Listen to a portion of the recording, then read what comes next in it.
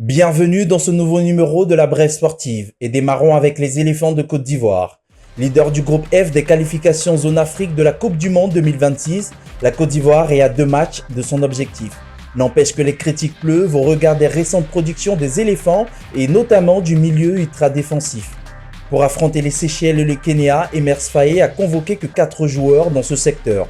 Un choix assumé que le technicien ivoirien qui, en conférence de presse, a reconnu qu'il pourrait y avoir des variations.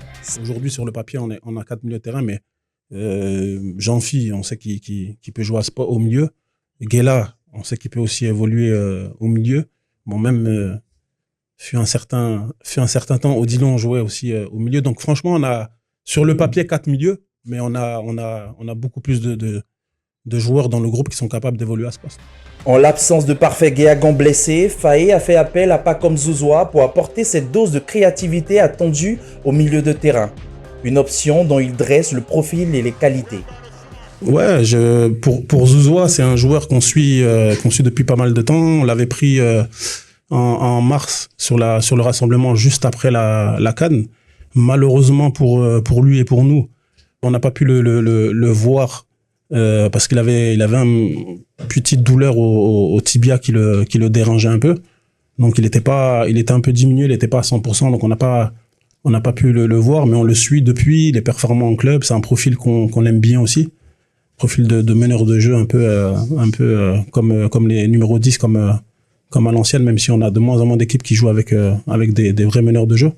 Mais c'est un profil qu'on aime et qu'on voulait voir parce qu'il, comme tous ceux qui sont sélectionnés, il mérite. Et pour nous, c'était l'occasion de voir un peu ce qu'il a dans le ventre. Les éléphants affrontent les Seychelles le 10 octobre à 13h avant de recevoir le Kenya le 14 octobre au stade Alassane Ouattara d'Ebimpe à 19h pour le compte de la 9e et 10e journée des éliminatoires de la Coupe du Monde 2026. À la suite de la conférence de presse d'Emers Faé, quelques journalistes ont donné leur avis sur la liste des 23 commandos convoqués pour la fenêtre d'octobre. Bon, vous savez, toute liste a toujours été sujette à comment on appelle ça, polémique. Hein? Donc, il y a des joueurs qui peut-être n'auraient pas dû être là. Il y a un exemple, peut-être Oumar Diakité. Oumar Diakité, depuis le début de la saison, si ma mémoire est bonne, c'est 3 matchs. Donc, 3 matchs pour un attaquant, 0 but marqué, même s'il a provoqué 2 pénaltys lors de son premier match. Est-ce que c'est suffisant pour revenir en sélection? Mais on savait déjà que c'est depuis la CAN, il est devenu un cadre de l'équipe. Donc, il est là. C'est peut-être ça qui a milité en sa faveur. Donc, il est là. Ben, sur les critères de sélection, ce n'était pas forcément le premier choix. Bon, la liste plus ou moins approximative, hein, on peut le dire, parce qu'il y a certains joueurs qu'on n'a pas encore vu évoluer, qu'on s'est dit qui ne devraient pas venir si tôt, comme Oumar Diakité et autres. Et puis, ils sont revenus.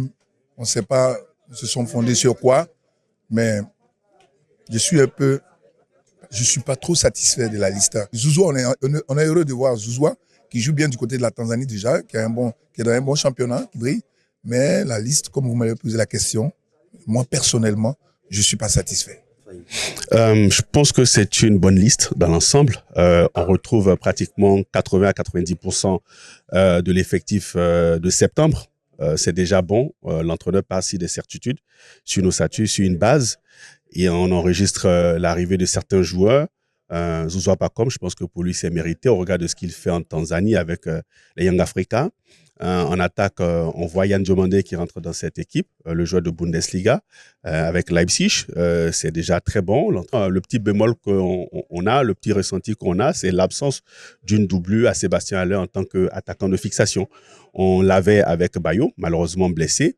Et là, sur cette fenêtre, l'entraîneur n'a pas daigné appeler un attaquant de fixation qui pourrait être un soutien à Sébastien Haller. Retour au championnat national de la Ligue 1 Le Nassi qui se met à jour. À l'issue de la 5e journée en retard, l'AFAD du Plateau, récent qualifié pour le second tour des qualifications pour la Coupe de la Confédération, est tombé 2-0 mercredi face au Racing Club d'Abidjan qui enregistre sa première victoire de la saison. Champion sortant, le Stade d'Abidjan a également coulé à l'épreuve de Mouna FC sur le score de 2-1. Le seul représentant ivoirien en CAF Ligue des Champions concède ainsi sa 2e défaite d'affilée en championnat. Le FC San Pedro est le seul à avoir gardé ses principes avec sa victoire de buts à 1 sur la SOA. Du 20 au 30 octobre 2025, la ville chinoise de Wuxi accueille les 26e championnats du monde de taekwondo. Engagé dans la catégorie des moins de 67 kg, Ruud Bagby effectue depuis peu son stage de préparation finale à l'Institut national du sport, de l'expertise et de la performance de Paris. La double médaillée de bronze olympique et double championne du monde espère décrocher un nouveau titre mondial après l'or en 2017 et le bronze en 2023. Outre Ruud Bagby, au sein Kimi Lorraine, l'autre étoile montante du taekwondo ivoirien en dames, est également présente à l'INSEE. En escrime, la Côte d'Ivoire a damé le pion à l'Égypte et à la Namibie dans la course à l'organisation de la 24e édition du championnat d'Afrique. Ainsi, du 1er au 6 juin 2026, le CSC Tikao d'Abidjan accueillera les 30 meilleures nations de la discipline. L'annonce officielle de l'événement a été faite le 30 septembre 2025 au centre sportif, culturel et des TIC ivoiro-coréens Alassane Ouattara d'Adjamé par Théodore Gogoazadi, président de la Fédération ivoirienne d'escrime, soutenu par la direction des sports de haut niveau et de la vie fédérale. Le FC Barcelone est tombé de buts à 1 mercredi face au Paris Saint-Germain, privé de plusieurs de ses cadres. Voici à quoi pourraient ressembler les vestiaires catalans après cette défaite, selon le célèbre blogueur marseillais. Non mais coupe la musique. Je vais lui remonter le moral. Déjà qu'ils m'ont volé mon ballon d'or. Dembélé il a pas joué hein. Non il a pas joué non. C'est vrai il a pas joué. Désiré Doué non plus il a pas joué. Kvaratskhelia il a pas joué. Non mais qui a joué alors? Il y a Mayoulou. C'est qui lui? Celui qui a marqué. C'est pas celui qui a marqué. C'est pas non mais arrêtez pas. Merci de nous avoir suivis et à demain pour de nouvelles infos.